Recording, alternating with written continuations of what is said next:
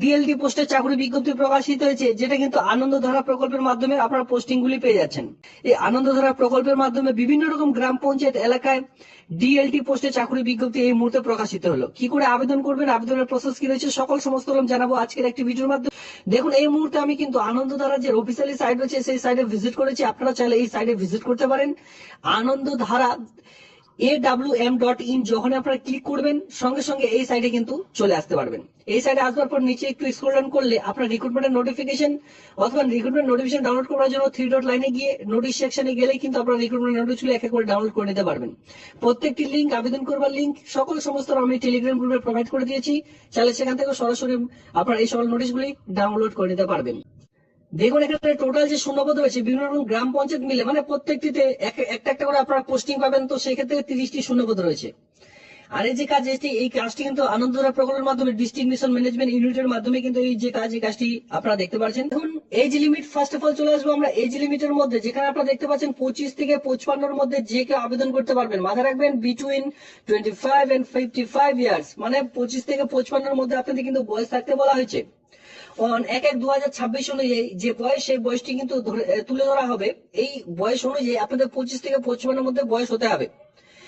এরপরে দেখতে পারবেন এডুকেশনাল কোয়ালিফিকেশন, যেটা খুবই খুবই গুরুত্বপূর্ণ পয়েন্ট, যেটা আপনারা লক্ষ্য করছেন যে এডুকেশনাল কোয়ালিফিকেশন দেখতে গেলে শুধুমাত্র বলা হয়েছে হায়ার সেকেন্ডারি পাস, শুধুমাত্র উচ্চ মাধ্যমিক পাস, শিক্ষাগত যোগ্যতা, কোন রকম সায়েন্স স্ট্রিম লাগবে না, কোন রকম কমার্স স্ট্রিম বা কমার্স ব্যাকগ্রাউন্ড লাগবে না।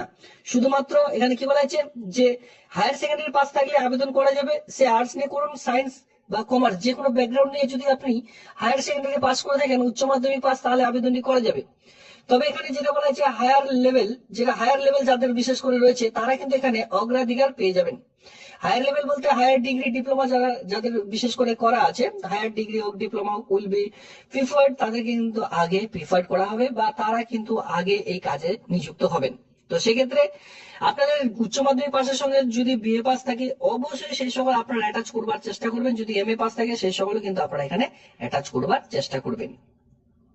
দেখুন, যখন আপনারা এই আবেদনটি করবেন, বিশেষ করে আপনাদের কিন্তু বলে দেওয়া হয়েছে যে এই কয়েকটি ডকুমেন্টস কিন্তু উল্লেখযোগ্য পয়েন্টগুলি আপনাদের অফলাইনে ফরম্যাটের সঙ্গে যে জমা, সেই জমা কিন্তু যুক্ত যেটা বলা হয় সেটা কিন্তু করতে হবে।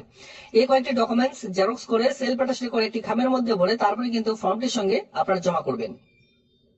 দেখুন, লাস্ট ডেট যেটা রয়েছে দেখতে পাচ্ছেন যে 12/2/2026 তারিখে আবেদনটি শুরু হয়েছে আর আবেদনটি চলবে। এখানে দেখতে পাচ্ছেন 28/2/2026 তারিখ পর্যন্ত এই আবেদনটির লাস্ট ডেট রয়েছে। মানে হাতে কিন্তু খুব কম সময় রয়েছে। কম সময়ের মধ্যে আপনারা ফর্মটি জমা করবার চেষ্টা করবেন। এবার বলা হয়েছে 28/2/2026 তারিখ যেহেতু লাস্ট ডেট, সেদিন বিকেল 5টা পর্যন্ত ফর্ম জমা নেওয়ার কাজ। আপনারা চাইলে অফিস টাইম, যেটা সোম থেকে শুক্রবারের মধ্যে, ফর্মটি কিন্তু জমা করতে পারবেন। অনলি যে হার্ড কপি রয়েছে উইল বি অ্যাকসেপ্টেড, যেখানে আপনাদের বলে দেওয়া আছে যে জেরক্স কপির মধ্যে সেলফ অ্যাটাচড করবেন। সেই সকল কপি যখনই আপনারা বাই পোস্টের মাধ্যমে যে ঠিকানায় পাঠাবেন, সেই ঠিকানাটা আমি দেখিয়ে দিচ্ছি, সেই ঠিকানায় পাঠালে তারপরে সেটা অ্যাকসেপ্টেড হবে। আদারওয়াইজ আপনার সেই ফর্ম একেবারে রিজেক্ট করে দেওয়া হয়ে থাকবে। সিলেকশন প্রসেসে আসলে এখানে আপনারা দেখতে পারবেন যে mode of selection will be done with written examination and will ইন্টারভিউর মাধ্যমে পুরো প্রসেসটিকে এখানে কমপ্লিট করতে চলেছে।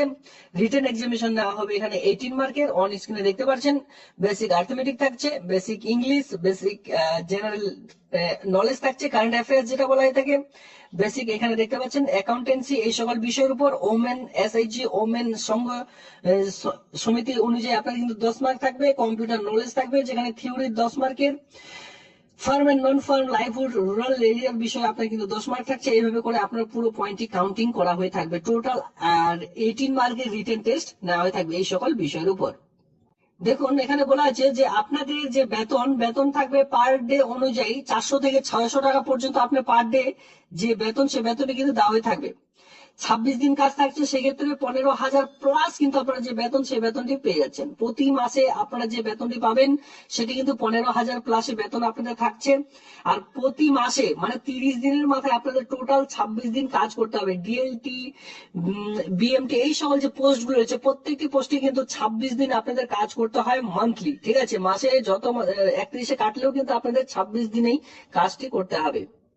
এরপরে দেখতে পারবেন অ্যাপ্লিকেশন ফরম্যাট। এখানে আপনারা দেখতে পাচ্ছেন district level trainer DLT post, district level trainer, এখানে পাসপোর্ট নম্বর ছবি 8 দিয়ে পেস্ট করলেন। নেম ইন অ্যাপ্লিক্যান্ট, এখানে পুরো নাম আপনাদের বসাতে হবে, এরপরে মাদার্স নেম বসাতে হবে, এরপর আপনার ফাদার্স নেম যেটা রয়েছে সেটা বসাবেন, আপনার ডেট অফ বার্থ বসাতে হবে। এই যে সময় চেক 2026 অনুযায়ী টোটাল বয়স কত সেটা এখানে ক্যালকুলেট করে বসাতে হবে। ওয়েথের মেম্বার, আপনি কি সেলফ হেল্প গ্রুপের মেম্বার রয়েছেন কিনা, ইয়েস থাকলে ইয়েস দেবেন, এখানে লিখবেন ইয়েস। এরপরে ডিটেলস, যদি ইয়েস লেখেন সেক্ষেত্রে এই ডিটেলস গুলি কিন্তু আপনাদের পুরো ফিল করতে হবে। নিচের দিকে আসুন, রিলিজন, ধর্ম কি, হিন্দু মুসলিম জৈন শিখ সেটা। এরপরে কাস্ট, আপনি কোন কাস্টের অন্তর্গত সেটা বলা হয়েছে, সেক্স মেল না ফিমেল সেটা বসাতে বলা হয়েছে। এরপরে পার্মানেন্ট অ্যাড্রেস, যেখানে village, post office, police station, district সকল সমস্ত ফিল করবেন। কমিউনিকেশন অ্যাড্রেস স্যাম হলে স্যাম লিখতে পারেন। ইপিক নাম্বার দিতে হবে, আপনার ভোটার কার্ডের number, Aadhaar card, email ID, contact number, এই সকল সমস্ত দিতে হবে। এরপরে এডুকেশনাল কোয়ালিফিকেশন আমি বলেই দিয়েছি যে কমপক্ষে উচ্চ মাধ্যমিক পাস শিক্ষাগত যোগ্যতা থাকলে আবেদনটি করা যাচ্ছে। তো সেক্ষেত্রে ফার্স্ট অফ অল এখানে আপনার হায়ার সেকেন্ডারি ডিগ্রি ডিপ্লোমা থেকে শুরু হচ্ছে, সেক্ষেত্রে মাধ্যমিক পাসের যে জায়গা সেটা কিন্তু এখানে নেই। তো ফার্স্ট অফ অল কি করবেন, উচ্চ মাধ্যমিক কিন্তু এখানে আপনাদের দিতে হবে। কত সালে পাস করেছেন, কোন স্কুল থেকে, যে বোর্ড থেকে পাস করেছেন সেই বোর্ডের নাম, টোটাল মার্ক কতর মধ্যে পরীক্ষা ছিল, মার্ক কত, তার মধ্যে কত পেয়েছেন, কোন ডিভিশন নিয়ে আপনি পাস করেছেন, এবিসিডি, যে ডিভিশনে পাস করেছেন সেটা দিলেন।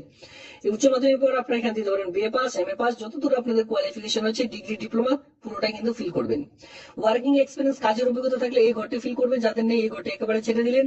এর সঙ্গে বলে দেওয়া আছে অ্যাড ইনক্লোজড যে সকল ফর্ম, মানে ফরম্যাট, এই ফরম্যাটের সঙ্গে আপনার যে সকল ডকুমেন্টস গুলো অ্যাটাচ করতে হবে, এখানে কিন্তু পুরো অ্যাড্রেস মানে পুরো ডকুমেন্টস এর কথা উল্লেখ করা আছে, কয়েকটি ডকুমেন্টস অবশ্যই অ্যাটাচ করবেন।